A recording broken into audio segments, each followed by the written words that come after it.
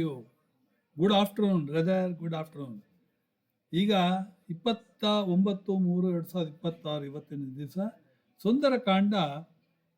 ಈಗ ಶ್ಲೋಕ 77ರಿಂದ ನಾನು ಶುರು ಮಾಡ್ತಾ ಇದ್ದೀನಿ. 77, 1, 23, 100. ಓಕೆ, ಸೊ ಒಂದು 10 ನಿಮಿಷ ಹೇಳಲಿಕ್ಕಿದ್ದೇನೆ. ಎಲ್ಲಿವರೆಗೆ ಹೋಗ್ತದೆ ನೋಡೋಣ. ಓಕೆ, ಆಯ್ತು. ಯಂ ಯಂ ದೇಶಂ ಸಮುದ್ರಸ್ಯ ಜಗಾಮ ಸ ಮಹಾಕಪಿಃ ಸಸತ್ತಸ್ಯಾಂಗ ವೇಗೇನ ಸೋನ್ಮಾದ ಇವ ಲಕ್ಷ್ಯತೆ. ಸಾಗರಸ್ಯೋರ್ವಿ ಜಾಲಾನಿ ಉರಸಾ ಶೈಲವರ್ಷಣ ಅಭಿಘ್ನಿಂಸ್ತು ಮಹಾವೇಗ ಪಪ್ಲುವೇ ಸಮಃ ಕಪಿಃ.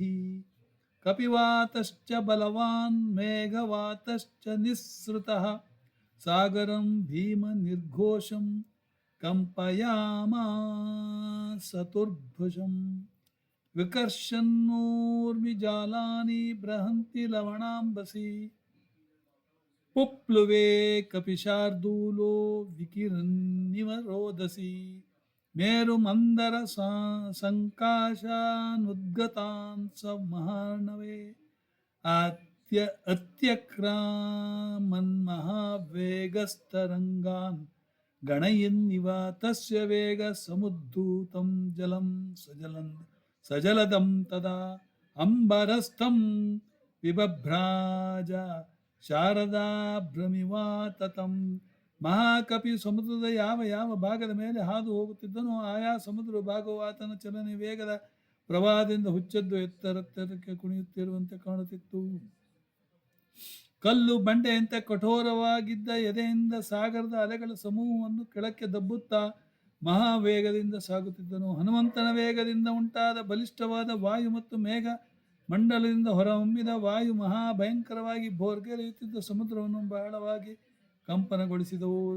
ಲವಣ ಸಮುದ್ರದ ಬೃಹದಾಕಾರದ ಅಲೆಗಳನ್ನು ತನ್ನ ಜೊತೆಯಲ್ಲಿ ಸೆಳೆದೊಯ್ಯುತ್ತಿದ್ದ ಕಪಿ ಶ್ರೇಷ್ಠನು ಭೂಸ್ವರ್ಗಗಳನ್ನು ವಿಭಾಗ ಮಾಡುತ್ತಿರುವನು ಎಂಬಂತೆ ಹಾರುತ್ತಿದ್ದನು. ಮಹಾಸಾಗರದಲ್ಲಿ ಮೇಲೆದ್ದು ಬರುತ್ತಿದ್ದಂತೆ ಮೇರು ಪರ್ವತಗಳು ದೊಡ್ಡ ದೊಡ್ಡ ಗಾತ್ರದ ಅಲೆಗಳನ್ನು ಎಣಿಸುತ್ತಾ ದಾಟುತ್ತಾ ಸಾಗುತ್ತಿರುವನು ಎಂಬಂತೆ ಕಾಣುತ್ತಿದ್ದನು. ಹನುಮಂತನ ವೇಗದಿಂದ ಮೇಲಕ್ಕೆ ಚಿಮ್ಮಿದ ಸಮುದ್ರದ ನೀರು ಆಕಾಶದಲ್ಲಿದ್ದ ನೀರು ತುಂಬಿದ ಮೋಡಗಳನ್ನು ಬೆರೆತು ಎಲ್ಲೆಲ್ಲೋ ಹರಡಿದ ಶರತ್ಕಾಲದ ಮೋಡದಂತೆ ಶೋಭಿಸುತ್ತಿದ್ದಿತು.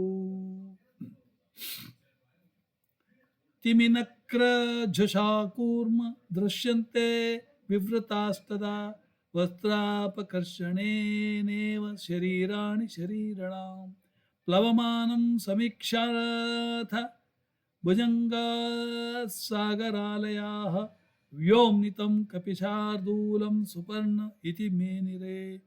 ದಶಯೋಜನ ವಿಸ್ತೀರ್ಣಾತ್ ತ್ರಿಂಶದ್ಯೋಜನಮಾಯತಾ ಛಾಯಾ ವಾನರಸಿಂಹಸ್ಯ ಜಲೆ ಚಾರುತರತಾತರಾಭವತ್. ಶ್ವೇತಭೃಗನ ರಾಜೀವ ವಾಯುಪುತ್ರನುಗಾಮಿನಿ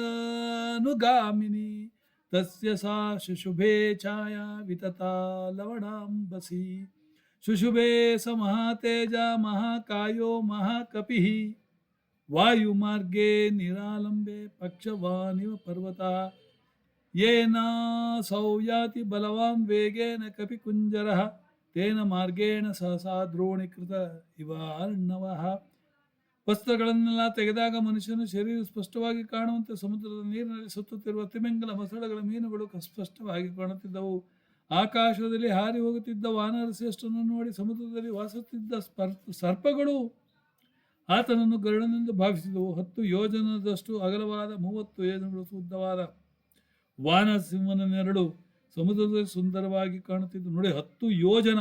ಓಕೆ, 10 ಯೋಜನದಷ್ಟು ಅಗಲವಾದ 30 ಯೋಜನಗಳಷ್ಟು ಉದ್ದ ಹನುಮಂತನ ನೆರಳು.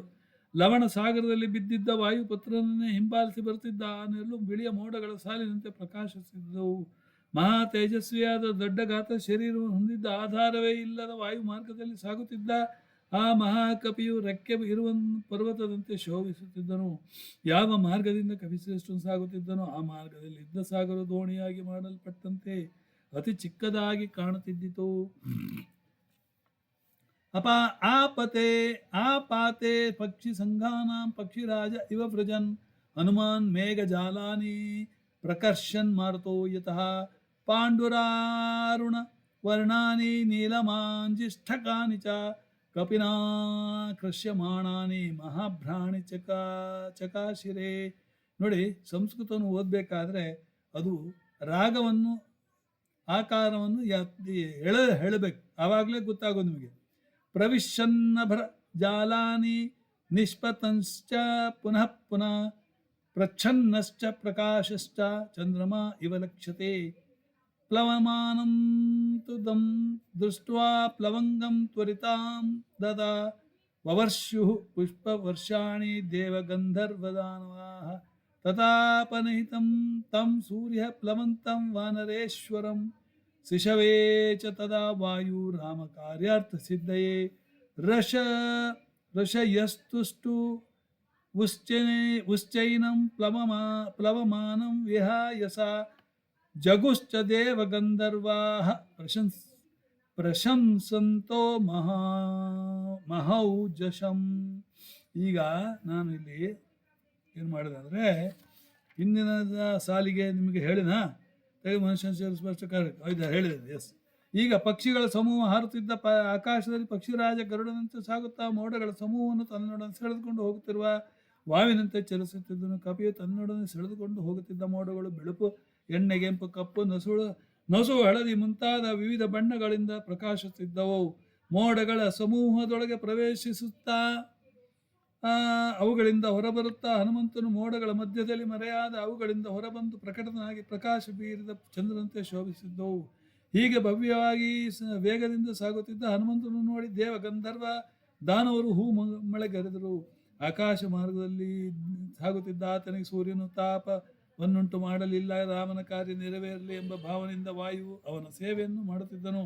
ವಾಯು ಯಾರು? ಹನುಮಂತನ ಅಪ್ಪ. ಆಯ್ತಾ? ಆಕಾಶದಲ್ಲಿ ಹಾರಿ ಹೋಗುತ್ತಿದ್ದ ಅವನನ್ನು ಋಷಿಗಳು ಸ್ತೋತ್ರ ಮಾಡಿದರು. ದೇವತೆಗಳು ಗಂಧರ್ವರು ಮಹಾ ಓಜಸ್ವಿಯಾದ ಆತನು ಹೊಗಳುತ್ತಾ ಆತನ ಗುಣಗಾನ ಮಾಡಿದರು.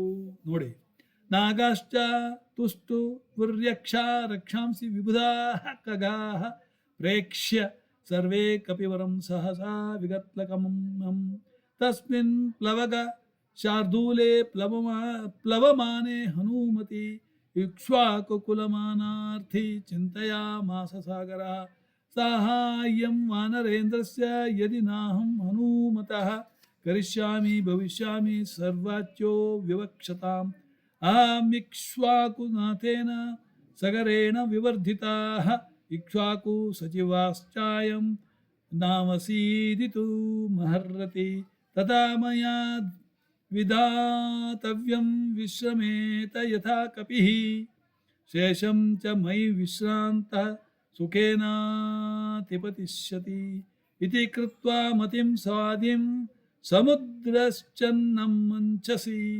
ಹಿರಣ್ಯನಾಭಂ ಹೈನಾಕಮುವಾಚ ಗಿರಿಸತ್ತಂ.